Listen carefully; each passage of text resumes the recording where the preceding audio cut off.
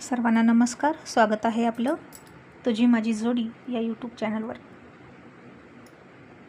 आपल्या स्टोरीकडे वळण्यापूर्वी व्हिडिओला लाईक करा, चॅनलला सबस्क्राईब करा आणि बेल आयकॉनवर क्लिक करा, जेणेकरून सगळ्या नोटिफिकेशन्स तुमच्यापर्यंत वेळेत पोहोचतील. गोंधन भाग 22. आता सरस्वतीची मुलं खूप भुकेजली होती. मग संध्याकाळी सरस्वती आली आणि भूक भूक म्हणून पोरं तिच्या भोवती नाचायला लागली. आई, आम्ही सकाळपासून काहीच नाही खाल्लं, तू जेवण का नाही बनवून ठेवलं, असं म्हणाली. सरस्वतीनं गवताचा भारा डोक्यावरून खाली टाकला आणि म्हणाली, मी भाकरी ठेवल्या होत्या 5-6, बेसन पण करून ठेवलं होतं, ते कुठं गेलं. पुष्पा म्हणाली, आई टोपलं रिकामच होतं, काहीच नव्हतं ग त्यात, आणि भातात पण राख होती. आणि हे ऐकून सरस्वतीला जणाचा संशय आला आणि तिचं काय करावं हे सरस्वतीला कळेना. तिच्या पोटाला काहीच नाही, मूल नव्हतं म्हणून तिला इतर मुलांचीही दया येत नव्हती. पण आता तिच्या नादी न लागता तिनं आधी जेवण बनवायचं ठरवलं. सरस्वती लाईट आली होती म्हणून संतूला म्हणाली, पटकन पीठ घेऊन ये, मी भाकऱ्या करते, पुन्हा बेसन करते आणि मग खा. मग संतू पळत पळत गेला, गिरणीतून पीठ घेऊन आला आणि सरस्वतीनं आधी भाकऱ्या केल्या, मस्त गरगरीत पापुद्रा आलेल्या. पण बेसन होईपर्यंतसुद्धा मुलांना दम नव्हता. पोरांनी कोरडीच भाकरी खायला सुरुवात केली आणि ते बघून सरस्वतीच्या डोळ्यात पाणी आलं. आणि दुसऱ्या दिवशीपासून मात्र आपल्या आपल्या खोलीला कुलूप आणायचं आणि कुलपाच्या आत जेवण ठेवायचं असं तिनं ठरवलं. मग जना सकाळी उठून तिला दिसली. आज खूप लवकर उठून मुद्दाम स्वयंपाक करत होती आणि चूल अडवून ठेवली होती सरस्वतीची. काल सरस्वतीनं लवकर स्वयंपाक केला म्हणून आज ती करत होती. सरस्वतीला सुद्धा जनाची भाजी शिजत असलेली दिसली चुलीवर आणि तिच्याही खूप मनात आलं, हिच्या पण भाजीत राख टाकावी, मीठ टाकावं आणि आपल्या मुलांना दिवसभर उपाशी राहावं लागलं त्याचा बदला घ्यावा. पण सरस्वतीनं तसं नाही केलं. कारण चांगल्या माणसांना ठरवूनसुद्धा वाईट वागता येत नाही. चांगुलपणा हा एक त्यांना मिळालेला शाप असतो. पण आता सरस्वतीनं मात्र एक काम केलं. ती जनाला म्हणाली, जना, मला एक सांग, तू माझ्या नवऱ्यालाही न विचारता वेगळीच चूल मांडलीस, म्हणजे फक्त स्वतःपुरतं वेगळं करून खातेस. पण ज्या चुलीवर तू करून खातेस त्या चुलीपुढचं जळण मी आणि माझी पोरं आणतात, आणि जे पीठ, मीठ, तेल, चटणी घेऊन तू स्वयंपाक करतेस ना, ते सुद्धा माझं आहे. मग वेगळं करून खाण्याची नाटकं कशासाठी करतेस? म्हणून आजपासून तू तुझी वेगळी दुसरीकडे चूल मांड. मी तुझे नखरे सहन करते याचा अर्थ तू माझ्या मुलांबाबतीत काल जे वागलीस ते मला अजिबात आवडणार नाही, लक्षात ठेव. तू तुझं साहित्य आण आणि मग करून खा, असं म्हणून सरस्वतीनं तिची भाजी शिजत असताना चुलीतलं लाकूड बाहेर ओढलं आणि म्हणाली, आता तुझ्या भाजीला जाळसुद्धा मिळणार नाही. आणि जनाला राग आला. तिनं रागारागात पेटलेल्या चुलीत पाणी ओतलं, तेही अगदी कळशी भरून, आणि चुलीतून पाणी बाहेर आलं. सरस्वतीला तर काही कळेच ना तिचं काय करू. आणि सरस्वती तिला म्हणाली, अगं असं काय करतेस, आता ही चूल पेटेल का तरी, मी कशावर स्वयंपाक करू. आणि जना म्हणाली, माझ्या चुलीतला जाळ बाहेर ओढतेस ना, मग आता पेटवून दाखव चूल, असं म्हणून निघून गेली. सरस्वतीनं आता रागारागातच बाहेर 3 दगडाची चूल मांडली आणि मनातल्या मनात जनावर खूप चिडली. जना आता सरस्वतीच्या अशा खोड्या करायला लागली. दोघींमध्ये युद्ध पेटायला लागलं. मग थोड्या वेळात पुन्हा जना आली. पाण्यानं भरलेला हंडा तिनं ओतून दिला आणि सरस्वती म्हणाली, अगं असं काय करतेस, आता पाणी का ओतून दिलं. जना म्हणाली, हा हंडा माझ्या लग्नातला आहे, माझा आहे, तू मला काही देत नाही ना, मग मी पण तुला माझं काही देणार नाही, असं म्हणून ती हंडा घेऊन गेली. आणि सरस्वती गप्प बसली. जनाचं वागणं दिवसेंदिवस डोईजड व्हायला लागलं होतं तिला. सरस्वती थोरली असूनसुद्धा, तिचा संसार असून ती गप्प बसली. आणि जिचा इथं नवरा पण नाही, ती मात्र अशी सरस्वतीच्या उरावर पाय देऊन वागत होती. आता पाणी कुठं ठेवावं पिण्याचं असा सरस्वतीला प्रश्न पडला, कारण तेवढा एकच हंडा होता. आणि मग तिनं बादलीत पिण्याचं पाणी ठेवलं, त्यावर जुन्या साडीचं फडकं टाकलं. जना मात्र खुश होती. करतेच स्वयंपाक तर कर, कारण सगळं इकडं तिकडं गेलं की मी चोरून खाणारच होती. पण आता सरस्वतीनं ठरवलं होतं, तिची जी खोली आहे त्या खोलीला सगळं जेवण ठेवायचं आणि सरस्वती तशीच करायची. पोरांनाही तिनं सांगून ठेवलं होतं की चावी कुठे लपवून ठेवते, आणि ती तुळशीच्या वृंदावनात दगडाखाली चावी ठेवायची. दुपारी पोरं आली की चावी काढायची, कुलूप काढायची आणि जेवायची. आणि या आईत खाऊ म्हशीला, जनाला आता सरस्वतीच्या घरातलं आयतं जेवण मिळणं झालं आणि झक मारत चुलीपुढं स्वतःसाठी जेवण करायची. पण आता स्वतःच्या हाताला कसलीच चव नव्हती, पण सरस्वतीच्या हाताला मात्र लय चव होती. तिनं गवताला जरी लसणाची फोडणी दिली ना तरी लय चांगलं लागायचं. आणि हा सगळा होता हातचा गुण. सरस्वती लक्ष्मी होती या घरची, अन्नपूर्णा सुद्धा होती. बिघडलेली गोष्ट घडवायची आणि जना अवदसा होती. घडलेली गोष्ट बिघडवायची आणि सरस्वतीच्या ताकदीने उभा राहिलेला संसार तिने बिघडवून टाकला. आणि जनानं आता एक दिवशी हळूच बघितलं की सरस्वती कुठं चावी लपवते. आणि सरस्वती चावी लपवून निघून गेली आणि जना हळूच तिच्या खोलीतून बाहेर आली. सासूला जास्त काही दिसत नव्हतं. ती झाडाखाली बसली की बसायचीच. जनानं चावी घेतली आणि सरस्वतीला संशय येऊ नये म्हणून सगळं जेवण न घेता थोडंसं जेवण घेतलं, जेणेकरून रोजच असं करता येईल. आणि पुन्हा चावी तिथं ठेवली. मग पोरांच्या परीक्षा संपल्या. पोरं सरस्वतीच्या मदतीला कामाला जायला लागली. आणि सरस्वतीनं आता पोरांच्या जीवावर शेतकऱ्यांकडे बोलून ठेवलं की यंदा खरीपाच्या हंगामाला आम्ही वाटा करणार, म्हणजे घरात भरपूर धान्य येईल. तेला मिठासाठी इकडून तिकडून काम करायचं आणि पैसे गोळा करायचे. जगणं काही अवघड नव्हतं सरस्वतीसाठी. आणि ज्याच्या गरजा कमी असतात ना त्याला काही कमी पडत नाही. आणि सरस्वतीच्या गरजा खूप कमी होत्या. अन्न, वस्त्र, निवारा, बस. एका साडीवर सरस्वती दिवस काढायची. आणि मुलांवरचे चांगले संस्कार इतकीच तिला अपेक्षा होती. घरची जमीन होती पण ती कसायची, म्हणजे त्यात भांडवल घालावं लागतं. त्यापेक्षा सरस्वतीला रोजगार करून खाणं सोपं वाटायचं. अंग मेहनत घ्यायला ती किती पण तयार होती, पण खर्चाची बाजू आली की तिला जमत नव्हतं. अशा खर्चाच्या बाबतीत धाडस कोणी करावं तर घरच्या पुरुषानं. पण घरचा पुरुष आता तोडण्या संपल्या होत्या तरी, कारखान्याचे पट्टे पडले होते तरी हिशोबात गुंतला होता. ऊस तोडणीला आलेली कोयती जिकडच्या तिकडं गेली होती. कारखान्याची बिलं निघणार होती आणि त्याच गडबडीत तो होता. त्यानं सरस्वतीला घरी कधीच साथ दिली नाही. त्यानं नुसती साथ दिली असती ना घरची जमीन कसायला, तर एका बैलावर सरस्वतीनं नांगर ओढला असता आणि दुसऱ्या बैलाच्या जागी ती स्वतः उभी राहिली असती. इतकी धमक होती तिच्या अंगात. पण चंद्रभान नाकारता होता आणि सरस्वतीचा नाईलाज होता. आणि आता तर काय, जना त्याच्या आयुष्यात आली आणि काही बोलायलाच नको. मग आता सरस्वतीनं जनाला तिच्यातलं साहित्य द्यायचं बंदच केलं. आणि जना साखर चोरायची, तेल मीठ चोरायची. चंद्रभान येईपर्यंत तिला स्वतःजवळचे पैसे टिकवायचे होते.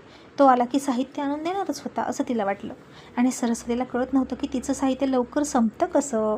1 किलो साखर पूर्वी 8 दिवस जायची, पण हल्ली 4 दिवसात संपते. पण आता उन्हातानाची मुलं खात असतील इकडून तिकडून फिरून असं तिला वाटायचं आणि ती दुर्लक्ष करायची. आता एप्रिल महिन्याचं रणरणत्र ऊन होतं. पोरं सरस्वतीसोबत शेतात गेली होती. सरस्वती उसाचा पाला काढत होती आणि पोरं जांभळीच्या झाडाखाली खेळत होती. जांभळीची झाडं उंच होतं आणि एक 10-20 शेळ्यांचा खांडवा घेऊन राखायला आलेला माणूस संतूला म्हणाला, ए पोरा, झाडावर चढून जांभळीचा पाला पाड की, म्हणजे झाडं माझी शेरडं खात बसतील आणि एका जागी गुंतून राहतील सावलीला. नाहीतर उन्हातानाची इकडे तिकडे पळतात आणि मला पण पळायला लागतं. आणि संतू म्हणाला, मग मला काय मिळेल? 3 रुपये देणार का? तरच काढून देतो पाला. आणि त्या माणसानं विचार केला आणि म्हणाला, बरं देतो तुला 3 रुपये, पण बक्कळ पाला पाड. पण पाला पाडल्यावर पैसे मिळतील. आणि संतू झाडावर चढण्याचा सराव असल्यामुळे भरभर चढायला लागला. दत्तू म्हणाला, भावड्या लयवर जाऊ नको, आई मारल. संतू म्हणाला, दत्तू, पुष्पा आईला सांगायचं नाही. 3 रुपये मिळेल ना की आपल्याला उद्या आईस्क्रीम खायला होतील. मग आईला सांगणार नाही ना? पुष्पा दत्तूसुद्धा म्हणाले, बरं नाही सांगणार. आणि संतू भरभर चढला. पाक त्या जांभळीच्या झाडाच्या शेंडात गेला आणि अगदी अंगठ्या एवढ्या लहान फांदीवर तो पाय देऊन उभा राहिला. आणि 5-6 जांभळीच्या फांद्या तोडल्या. इतक्यात कडकड आवाज आला आणि डोळ्याची पापणी लावायच्या आत संतू बांधावरच्या दगडाच्या खिळग्यात पडला आणि त्याने डोळे पांढरे केले. तशी पुष्पा ओरडायला लागली. दत्तूसुद्धा रडायला लागला. त्यांना काहीच कळेना. आणि पोरांचा कलवा बघून उसातल्या बायका बाहेर आल्या. सरस्वतीला वाटलं असेल काहीतरी, साप वगैरे निघाला असेल म्हणून पोरं ओरडत आहेत, म्हणून ती पण पळत आली. आणि तिनं बघितलं तर डोळे झाकून संतू निपचित पडला होता. पुष्पा दत्तू त्याच्या भोवतीनं रडत होते आणि ते बघून सरस्वतीचं काळीच कापलं. ती सुद्धा रडायला लागली. मग त्या शेळ्यावाल्या माणसानं संतूला उचललं. तसंच हातावर घेऊन रस्त्याला आला. 2 किलोमीटर लांब एसटीचा थांबा होता, तिथं रस्त्याला आला. सरस्वती सुद्धा त्याच्यासोबत रडत रडत पळत होती. माझ्या संतूला काही होऊ नये एवढंच तिच्या डोक्यात होतं आणि ती देवाचा धावा करत होती. संतूला हॉस्पिटलमध्ये भरती केलं. त्याच्या हाताला लागलं होतं. त्याचा हात गळ्यात बांधला. डोक्याला कुठेच काही लागलं नव्हतं म्हणून नशीब. आणि दवाखान्याचा खर्च भरपूर आला. डॉक्टरांनी पैसे मागितले आणि सरस्वती पळत पळत पुन्हा घरी आली. साखरेच्या डब्यात टाकलेलं तिच्या कानातलं एक डूल तिनं घेतलं, सोनाराच्यात नेऊन मोडलं. डॉक्टरांचे पैसे भागवले. पण बँकेतल्या पैशाला तिनं हात नाही लावला, कारण ते पैसे संतूच्या बोर्डिंगला भरायचे होते. आणि आता 5-6 दिवस सरस्वतीला दवाखान्यात राहावं लागेल. तोपर्यंत इकडे घरी छोटी पुष्पा, दत्तू एकटेच होते आणि ती म्हातारी. पोरांच्या खाण्यापिण्याचे हाल सुरू होते. दवाखान्यात तर सरस्वतीचं आणि संतूचं सुद्धा हाल होत होते. घरनं जेवण यायचं कसलीच आशा नव्हती. उलट तिच्या घरच्या पोरांच्या पोटाची काळजी लागली तिला. मग तिने तिच्या एका शेजारच्या मैत्रिणीला सांगितलं निरोप देऊन की माझ्या घरचं पीठ घेऊन माझ्या पोरांना आणि सासूला भाकरी करून दे. मग त्या बाईनं मदत केली. पुष्पा भाकरीचं पीठ घेऊन जायची आणि तिनं भाकरी थापून दिल्या आणि पुष्पा, दत्तू, म्हातारी तेच खायच्या. पण उलट्या काळजाची जना त्या दोघांना दिलासासुद्धा देत नव्हती. संध्याकाळ झाली की पोरं रडायची. पुष्पा रडायची, दत्तू भावड्या, संतू भावड्या ठीक होईल का? दत्तू म्हणायचा होणार, नक्की होणार, तू काळजी करू नको. आणि सरस्वती नाही म्हणून पुष्पा, दत्तू दोघंच घरचं काम वटवायचे, शेण घाण काढायचे. पण स्वयंपाक तेवढा अजून जमत नव्हता. पुष्पा लहान होती आणि ती जरा सुद्धा मुलांना रडायला लागल्यावर जवळ घेऊन विचारत नव्हती जना.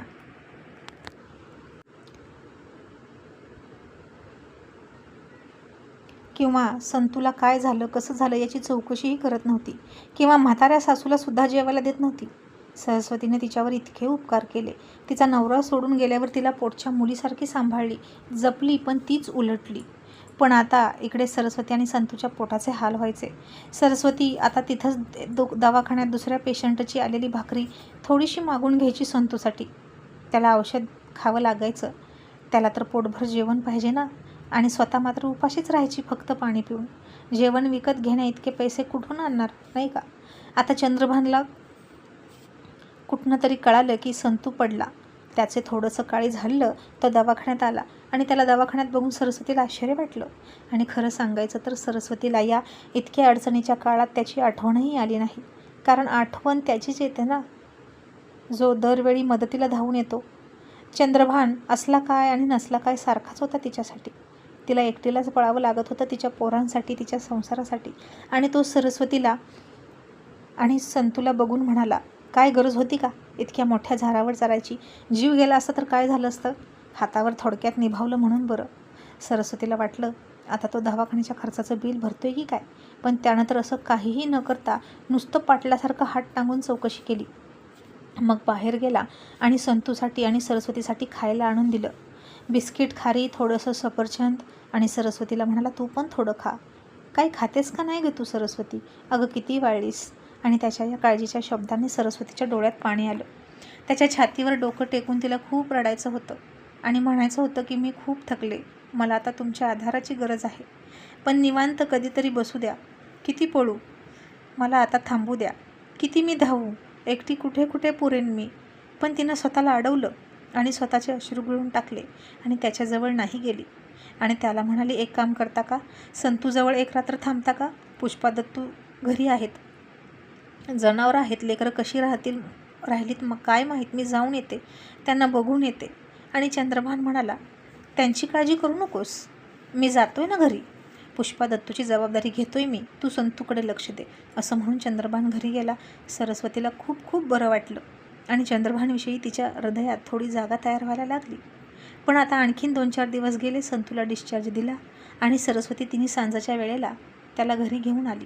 आणि त्याचवेळी तिच्या दारात 4 माणसं आली आणि तिची व्यायला झालेली म्हस तिचं दावं सोडायला लागली. सरस्वती म्हणाली, हे काय करताय तुम्ही? माझ्या म्हशीला कुठे घेऊन चालला? आणि ती माणसं म्हणाली, आता ही म्हस आमची आहे, आम्हाला विकली आहे. तब्बल 45,000ला आम्ही ती विकत घेतली. पैशाचा व्यवहार झाला आहे, फक्त म्हस आता घेऊन चाललो आहे. आणि हे ऐकून सरस्वती चकित होऊन म्हणाली, काय? कोणी केला हा सौदा? मी तर नाही केला. आणि ती माणसं म्हणाली, या म्हशीच्या मालकानं, तुमच्या नवऱ्यानं, चंद्रभाननं हा सौदा केला. आणि हे ऐकून सरस्वतीला जबरदस्त धक्का बसला आणि दवाखान्यात येऊन गोड गोड बोलून त्यानं असा डाव साधला हे तिच्या उशिरा लक्षात आलं. मग आता सरस्वती काय करेल हे पाहणं इंटरेस्टिंग ठरणार आहे.